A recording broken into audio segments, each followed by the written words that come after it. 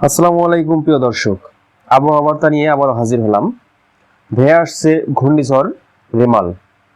বঙ্গোপসাগরে আয়লা বা আমফান থেকেও শক্তিশালী ঘূর্ণিঝড় সৃষ্টি হচ্ছে, যা চলতি মাসেই প্রবল বেগে আঘাত হানতে পারে বাংলাদেশে। ঘূর্ণাবর্তটি যদি ঘূর্ণিঝড়ে রূপান্তরিত হয় তাহলে এখন এর নাম হবে রেমাল। ভারতের আবহাওয়া অধিদপ্তর এবং দেশটির সংবাদ মাধ্যমগুলো জানিয়েছে এটি আগের ঘূর্ণিঝড়গুলোর থেকেও বেশি শক্তিশালী হতে পারে। শক্তিশালী ঘূর্ণিঝড় রেমাল এ মাসের শেষের দিকে আছড়ে পড়তে পারে। আগামী 20 মে থেকে এই ঝড়ের গতিপথ স্পষ্ট হতে পারে। ভারতের আবহাওয়াবিদরা জানিয়েছেন 24 মের দিকে সমুদ্রপৃষ্ঠ থেকে শক্তি বাড়িয়ে স্থলভাগের দিকে অগ্রসর হবে এই ঝড়। ঘূর্ণিঝড়টি আছড়ে পড়তে পারে পশ্চিমবঙ্গ বা বাংলাদেশের উপকূলে।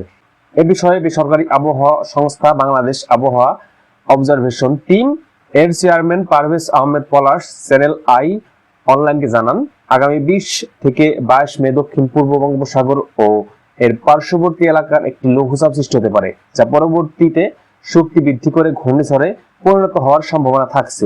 তিনি আরো বলেন, তবে এটি সৃষ্টি হওয়ার আগেই এর শক্তিমত্তা সম্পর্কে ধারণা দেওয়া ও এর গতিপথ সম্পর্কে ধারণা দেওয়া সম্ভব নয়।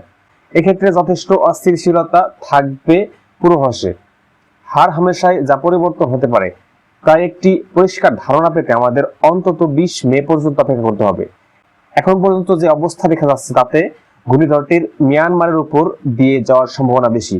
এদিকে বাংলাদেশ আবহাওয়া অধিদপ্তরের আবহাওয়াবিদ শাহনাজ সুলতানা জানিয়েছেন একটি ঘূর্ণাবর্ত সৃষ্টি হতে পারে, তবে এখনই নিশ্চিতভাবে কিছু বলা যাচ্ছে না।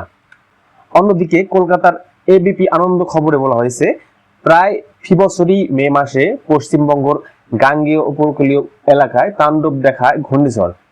কখনো আয়লা, কখনো আমফান, কখনো ইয়াস, তছনছ করে দিয়ে যায় গতিবেগ। এবারও কি প্রবল গতিবেগে বঙ্গে আছড়ে পড়বে রেমাল? বিভিন্ন সংবাদ মাধ্যমে ইতিমধ্যে রেমাল নিয়ে চর্চা তুঙ্গে। কিন্তু আবহাওয়া দপ্তর কি জানাচ্ছে? সত্যি সত্যি কি রেমাল অতি শক্তিশালী ঝড় হবে? মে মাসেই কেন বারবার ধেয়ে আসে ঘূর্ণিঝড়? বিশেষজ্ঞদের মতে সমুদ্রের জলের উষ্ণতা বৃদ্ধির অন্যতম বড় কারণ। মে মাসে ঘূর্ণিঝড়ের প্রবণতার জন্য বিশেষজ্ঞরা সাইক্লোন সিজন এবং জলীয় বাষ্পযুক্ত পূবালি হাওয়াকেও অন্যতম কারণ বলে মনে করেছেন।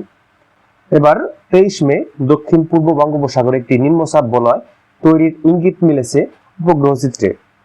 যেহেতু আন্দামান সাগরে 19 মে মৌসুমী বায়ু প্রচুর জলীয় বাষ্প নিয়ে প্রবেশ করবে, অতএব সেখান থেকে এবং সমুদ্রপৃষ্ঠ থেকে পর্যাপ্ত জলীয় বাষ্প সংগ্রহ করে এই নিম্নচাপ বলয় তার শক্তি বৃদ্ধি করতে পারবে বলে মনে করা হচ্ছে। তবে এ বিষয়ে এখনোই নিশ্চিত কিছু বলতে পারা যাচ্ছে না। আবহাওয়া দপ্তরের মতে আন্দামান সাগরে 25 মে নাগাদ এটি গভীর নিম্নচাপে পরিণত হতে পারে। এরপর আরো শক্তি বৃদ্ধি করে তা ক্রমশ উত্তর পূর্ব দিকে এগোতে পারে। জলভাগের উপর দিয়ে এগোতে থাকায় এটির শক্তি ক্ষয় নয়, উল্টে শক্তি বৃদ্ধির আশঙ্কা থেকে যায়। পরবর্তী সময়ে অর্থাৎ 28 মে এটি অতি গভীর নিম্নচাপ এবং 29 অথবা 30 মে এটি ঘূর্ণিঝড়ের রূপ নিতে পারে। তবে পুরোটাই এখন পূর্বাভাসের স্তরে। যেহেতু এখনো নিম্নচাপ তৈরি হয়নি, তাই রেমাল আদৌ তৈরি হবে কিনা তা বলা যাচ্ছে না। ঘূর্ণিঝড় তৈরি হলে এটি নামকরণ হবে রেমাল। তবে সর্বশেষ পর্যবেক্ষণে এটি কতটা শক্তি বৃদ্ধি করে তার উপর নজর রাখা হচ্ছে। এখনো পর্যন্ত ঘূর্ণিঝড় নিয়ে কোনো আগাম পূর্বাভাস দেয়নি দিল্লির মৌসুম ভবন। ঘূর্ণিঝড় সহ আবহাওয়ার নিয়মিত আপডেট পেতে অবশ্যই আমাদের চ্যানেলটির পাশে থাকবেন। আজকের আবহাওয়া বার্তা এই পর্যন্তই। ধন্যবাদ। আল্লাহ হাফেজ।